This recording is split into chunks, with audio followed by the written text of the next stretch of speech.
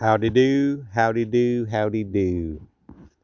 Coming to you live from Columbia County Engine Company 16 today at work. Still got a bunch of snow on the ground. I think they got a lot more up here than we did back home. Well, listen, I just want to send out a short little something that was impressed upon my heart. I'm going to start off in Genesis 41 talking about Joseph. Remember Joseph, sold into slavery, coat of many colors guy, sold into slavery. Potiphar bought him as a slave. He was put in Potiphar's house in charge of everything. Potiphar put him over everything, of course, except Potiphar's wife. And then Potiphar's wife tried to make some moves on him and accused him of trying to seduce her or rape her. And Joseph got sold into slavery. I know y'all know the story. This is just a quick little recap. And while he's in prison, he meets a couple people, the cupbearer and the baker, or king, the Pharaoh's cupbearer and baker, and they got thrown into prison. Those two guys have dreams. God interprets those dreams through Joseph. And one of those guys ended up dying. And the cupbearer ended up going back to Pharaoh, serving Pharaoh. Well, years go by. Pharaoh has a dream. I'm just recapping all this stuff for you. Pharaoh has a dream. It's actually a couple dreams. And his dreams are really weird. And he summoned all the magicians and all people who thought he could have interpret this dream. And nobody could interpret it. Well, the cupbearer remembered about somebody he knew in prison that interpreted a dream that came true, and that guy was Joseph, of course. So the cupbearer tells that to Pharaoh. Hey, I met a guy. He should be still in prison. He can interpret the dream. So Pharaoh summons Joseph. It's a short, quick introduction to all this stuff. Pharaoh tells Joseph the dreams.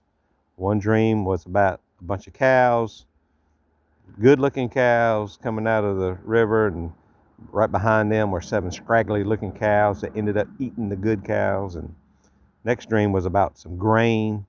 The good-looking grain was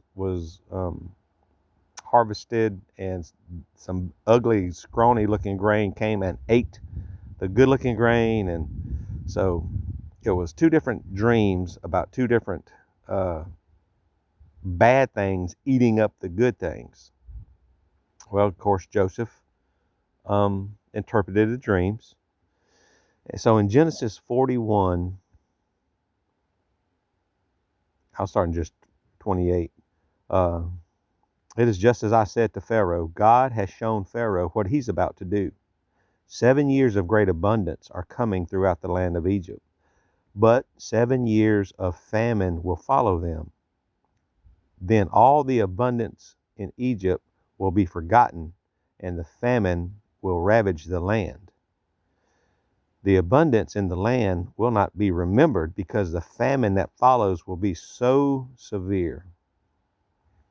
Now, in verse 32, the reason the dream was given to Pharaoh in 2 forms is that the matter has been firmly established by God, and God will do it soon.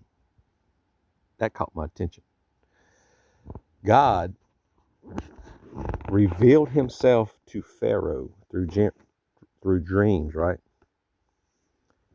He revealed himself to Pharaoh through dreams, but not only that, he gave Pharaoh 2 different dreams. Basically, it had the same theme. God done it twice.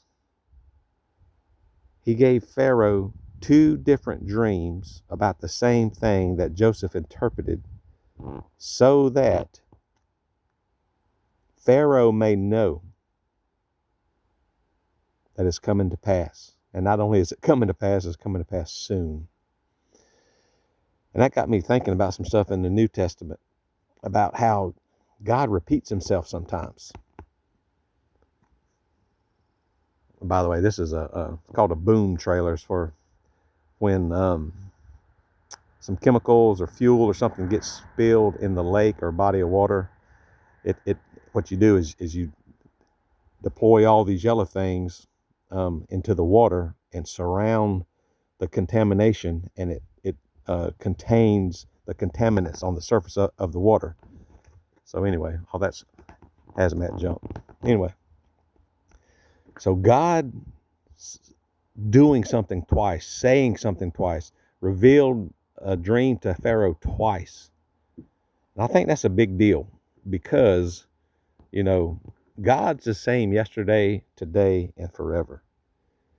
And when, in my opinion, well, it ain't even my opinion, it's biblical.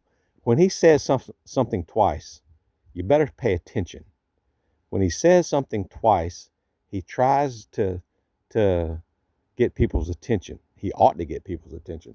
For instance, when he says, verily, verily, or truly, truly, I say to you, it's not just throwing out another sentence or another idea or another fact. When he says truly, truly, he's saying, listen, pay attention to what I'm fixing to say, because this is very important. Okay? And the theme of repeating himself, again, kind of caught my attention. So it made me think of some verses. And even though he kind of repeats himself a couple times, I'm going to go to Matthew 6. Matthew 6 talks about be careful, do not do your acts of righteousness before men, to be seen by them. If you do, you will have no reward from your Father in heaven. So when you give to the needy, do not announce it with trumpets, as the hypocrites do in synagogues and on the streets, to be honored by men. Pay attention. I tell you the truth, they have received their reward in full. Pay attention. He says, do not do your acts of righteousness before men to be seen by them, to be seen by men. And then he says, they have received their reward in full.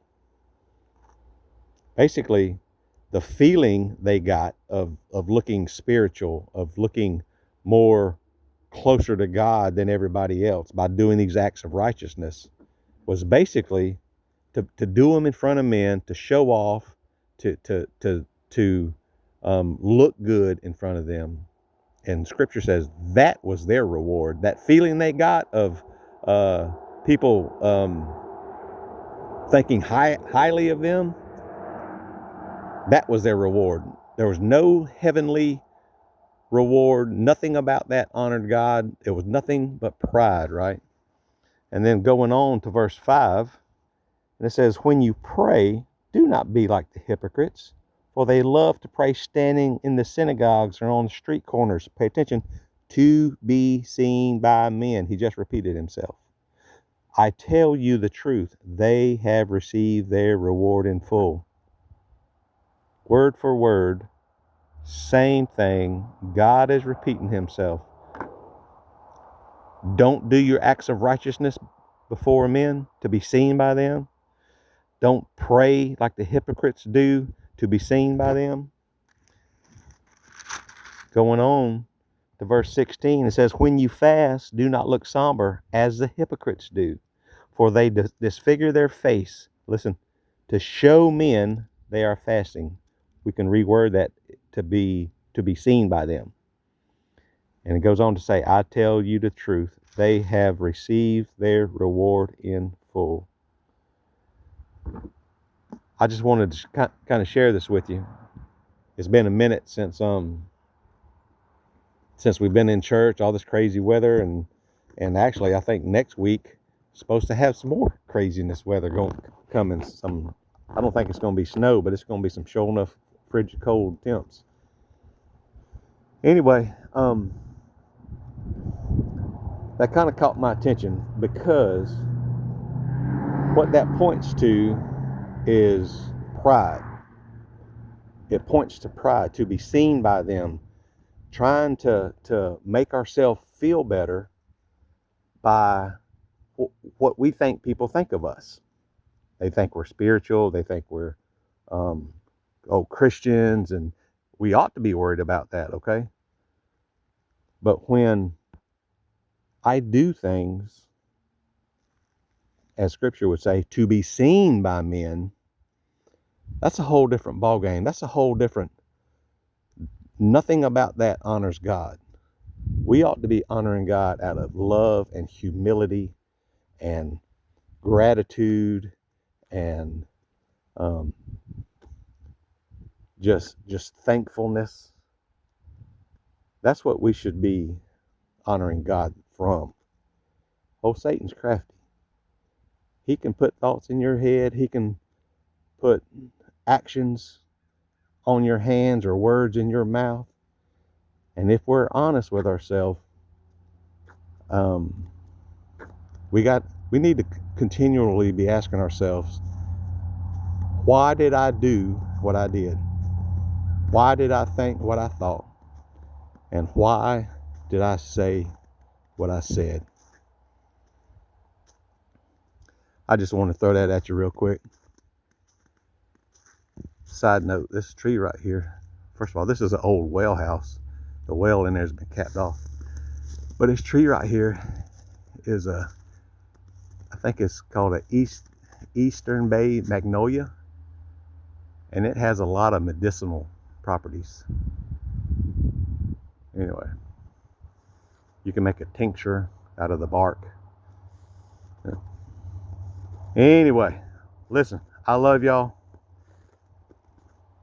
We're gonna get together soon.